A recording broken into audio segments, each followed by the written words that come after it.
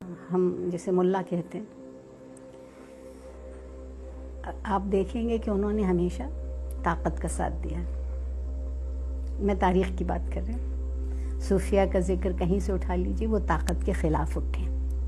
اچھا، اب یہ جو صورت ہم نے دیکھ لی ہے داتا دربار پہ، جو من کے پہنے کڑے پہنے، برسوں سے نہائے نہیں، مدتوں سے کلی نہیں کی، یہ صوفی نہیں ہے، یہ صوفی نہیں ہے، یہ صوفی نہیں ہے. اچھا، ایک بھیس ہے، کہیں خود کردہ ہیں یا گم کردہ ہیں، جو کچھ بھی ہے، یہ صوفی نہیں.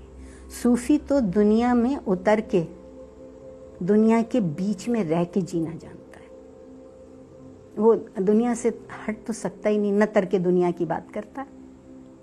ترک دنیا کی بات کرے گا تو اس کی بنیادی جو فکر ہے، جو بنیادی فلسفہ، اس کی نفی ہو جائے گی. وہ تو خدا کو ڈھونڈنے نکلا ہے، خدا کی کائنات میں. تو جو کائنات کو ترک کرے گا وہ کیسے ڈھونڈے گا؟ ہم ان کے ساتھ زیادتی کر رہے ہیں. وہ تو کہتے ہیں کہ وہ حقیقت کی تلاش میں، بلکہ وہ لفظ جو استعمال کرتے ہیں وہ حق اور حقیقت کا کرتے ہیں، اور اسی جو استعمال کرتے ہیں عرفان اور عشق کرتے ہیں، کیونکہ حقیقت عقل کے ہاتھوں نہیں ملتی. عقل تو بس ایک حد تک آپ کو لے جاتی، اس سے آگے نہیں لے جاتی. وہ جب آتش نمرود میں کودتا ہے تو وہ عشق کودتا ہے. عقل تو ہاتھ پیر باندھ کے پیچھے لے آئے گی کہ جل جاؤ گے، کیا کرتے ہو، ہٹاؤ.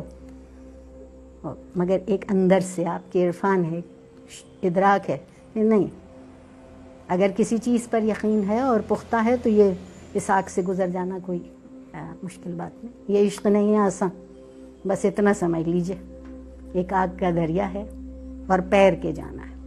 ہمارے یہاں بہت سے لوگ پیرنے اور تیرنے کا فرق نہیں جانتے.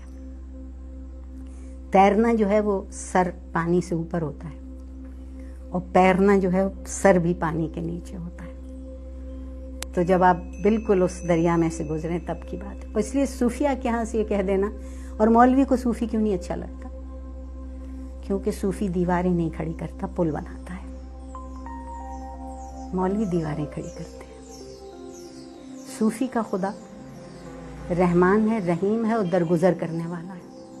ملا کا خدا